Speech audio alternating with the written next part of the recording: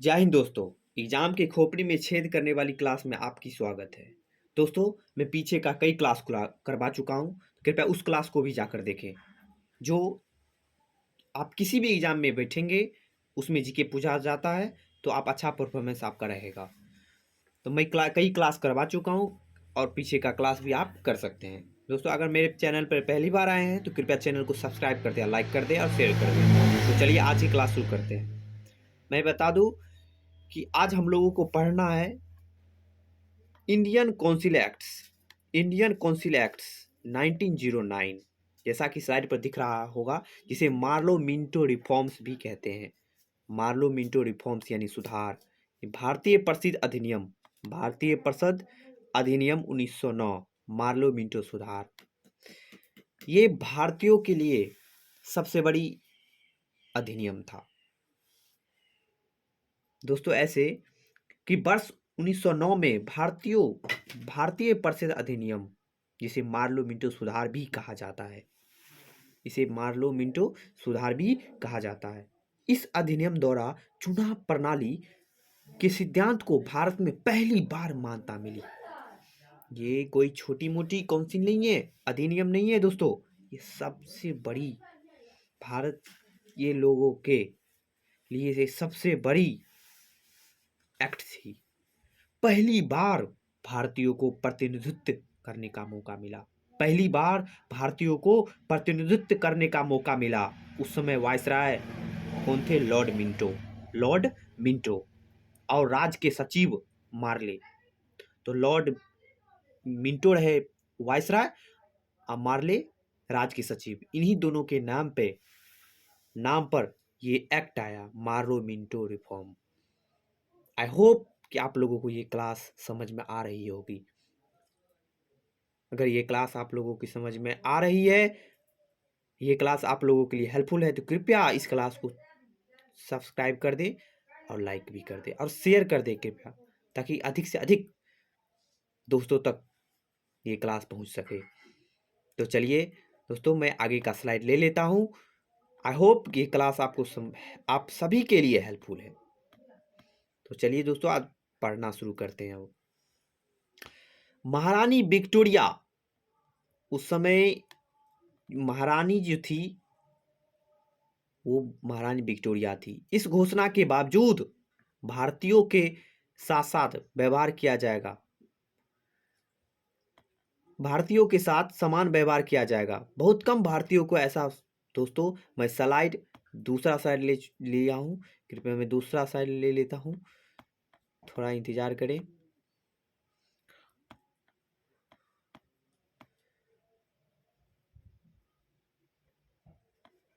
नहीं, यही स्लाइड है।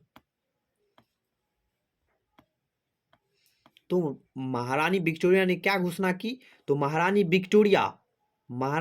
विक्टोरिया की यही घोषणा, इस घोषणा के बावजूद कि भारतीयों को समान व्यवहार किया जाएगा, यानी कि जिस तरह से ब्रिटिश ईस्ट इंडिया कंपनी के ऑफिसर्स या नागरिक के द्वारा जिस तरह से व्यवहार किया जाता है, उस तरह से भारतीय लोगों के साथ भी वैसा ही व्यवहार किया जाए। ये महारानी विक्टोरिया की घोषणा थी। लेकिन इस घोषणा के बावजूद भी बहुत कम भारतीयों को ऐसा अवसर मिला कि उसे बराबर का समझा जाए, बराबर का मौका मिला हो, क्योंकि ब्रिटिश अधिकारी उन्हें सामान्य भागीदारी के रूप में स्वीकार करने से हिचकिचाते थे। वो अपने से बराबर को बराबर नहीं समझते थे। किसी भी भारतीय को अपने बराबर का नहीं समझते थे। लॉर्ड कर्जन, आप सभी जानते हैं कि पार्टीशन ऑफ बंगाल, यानी बंगाल का जो विभाजन हुआ था वह 1905 में हुआ था। लॉर्ड कर्जन के टाइम में, कर्जन नहीं है, ये दुर्जन है, बंगाल के विभाजन को अंजाम दिया था। इसके परिणाम स्वरूप बंगाल के बड़े पैमाने पर विद्रोह हुआ था। बहुत बड़ा विद्रोह हुआ था दोस्तों। ये पार्टीशन के कारण फिर यही 1911 में बंगाल विभाजन को कैंसिल कर दिया गया था। इसके बाद ब्रिटिश अधिकारियों ने भारतीयों के शासन को कुछ सुधार की आवश्यकता को समझा। उसके बाद ब्रिटिश अधिकारियों को ये बात समझ में आई, नहीं, भारतीयों के लिए भी कुछ कानून लाना चाहिए, कुछ रिफॉर्म करना चाहिए, कुछ संविधान में संशोधन करना चाहिए। 1905 के बाद जब विद्रोह हुआ बड़े पैमाने पर, तब सुधारों की आवश्यकता पर बल देने के लिए गोपाल कृष्ण गोखले इंग्लैंड के मार्ले से मुलाकात की। उस समय मार्ले कौन थे? तो मार्ले राज के सचिव थे। किन्होंने मिला? गोपाल कृष्ण गोखले कि सर जी, भारतीयों के लिए भी कुछ कीजिए, भारतीयों को भी गवर्नर काउंसिल में बैठने का मौका दीजिए, यानी गवर्नर परिषद में बैठने का मौका दीजिए, आप भारतीयों को भी प्रतिनिधित्व करने का मौका दीजिए। उन्होंने, गोपाल कृष्ण गोखले ने मार्ले से कही ये बात मुलाकात करके। आगा खां के नेतृत्व में कुलीन मुसलमानों के लिए समूह ने 1906 में लॉर्ड मिंटो से मुलाकात की। 1906 में मुसलमानों को भी लीड कर रहे थे आगा खां। उन्होंने 1906 में लॉर्ड मिंटो से मिला और मुलाकात की और मुसलमानों के लिए एक अलग निर्वाचक मंडल की मांग रखी, यानी अलग इलेक्टोरेट सिस्टम की मांग रखी कि महाराज जी, मुझे भी एक इलेक्टोरेट सिस्टम चाहिए, यानी निर्वाचक मंडल चाहिए, जिससे हम लोग भी एक लीडर को चुन सके, जो हम लोगों को लीड करे। किसने रखा ये? आगा खान ने लॉर्ड मिंटो से रखा ये बात। जॉन मार्ले किस तरह की सरकार के सदस्य थे? तो जॉन मार्ले लिबरल सरकार के सदस्य थे और वे भारत के शासन के सकारात्मक बदलाव करना चाहते थे। यानी भारत की जो संविधान थी, उस समय की जो संविधान थी, वो उसमें बदलाव करना चाहते थे। केंद्र और प्रांतों, यानी सेंट्रल और प्रांतों यानी प्रोविजंस के विधान परिषदों के आकार में वृद्धि हुई। इस अधिनियम से क्या आया? तो सेंटर और प्रोविजन की जो विधान परिषद थे, उसकी संख्या में क्या हुई? वृद्धि हुई। ये हिंदी में भी है, इंग्लिश में भी है। ये कट गया था, इसलिए दोस्तों ये देखें, यहाँ पर ये कटी हुई थोड़ा कट गया था पीडीएफ, इसलिए मैं यहाँ नोट कर दिया हूँ। केंद्रीय विधान परिषद 16 से 60 सदस्यों से बंगाल, मद्रास, बम्बई और संयुक्त प्रांत, आई होप कि ये आप लोगों को दिख रहा होगा, संयुक्त प्रांत विधान परिषद 50 सदस्य, प्रत्येक पंजाब, बर्मा और असम की विधान परिषद 30 सदस्य प्रत्येक, यानी कि सभी जगहों पर विधान परिषद, चाहे वो मद्रास हो, बम्बई हो, असम हो, सभी जगह पर विधान परिषद की संख्या बढ़ी। इससे अधिक से अधिक लोगों को प्रतिनिधित्व करने का मौका मिलेगा। ब्रिटिश को, साथ ही साथ भारतीय लोगों को भी प्रतिनिधित्व करने का मौका मिलेगा। निर्वाचित सदस्य और प्रत्यक्ष रूप से स्थानीय निकायों ने एक निर्वाचक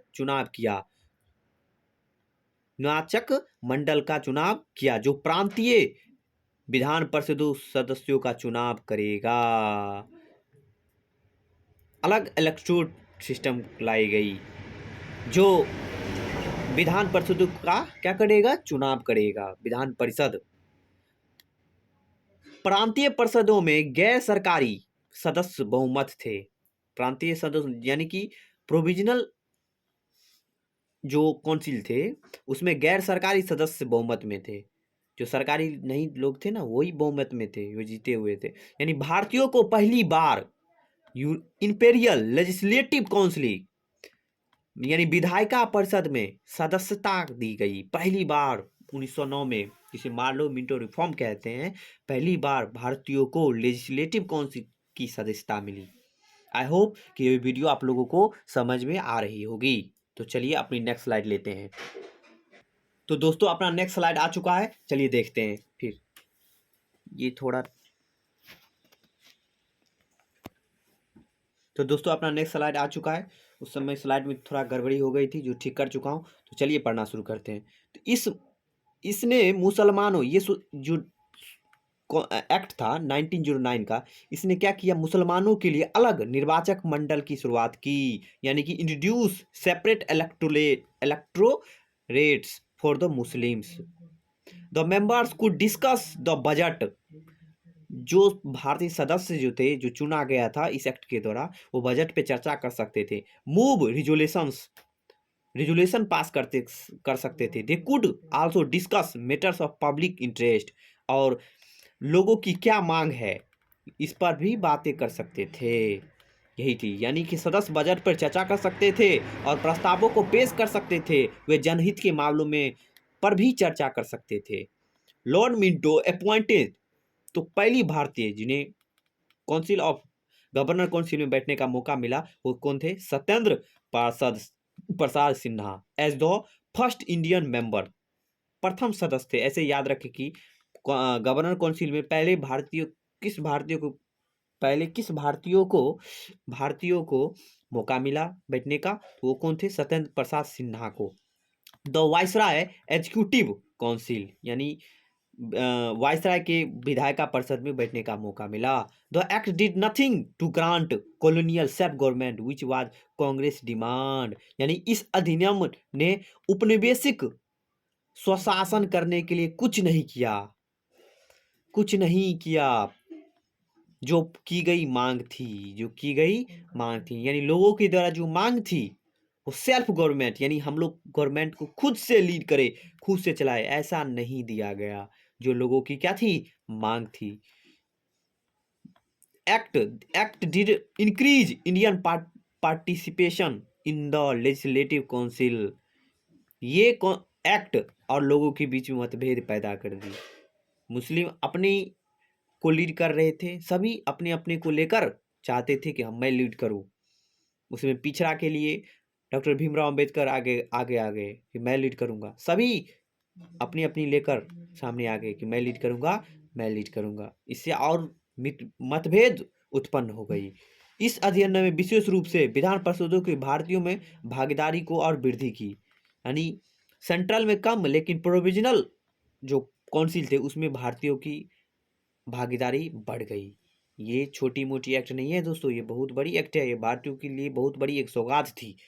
आई होप कि ये क्लास आप लोगों को बेहतर ढंग से समझ में आई होगी।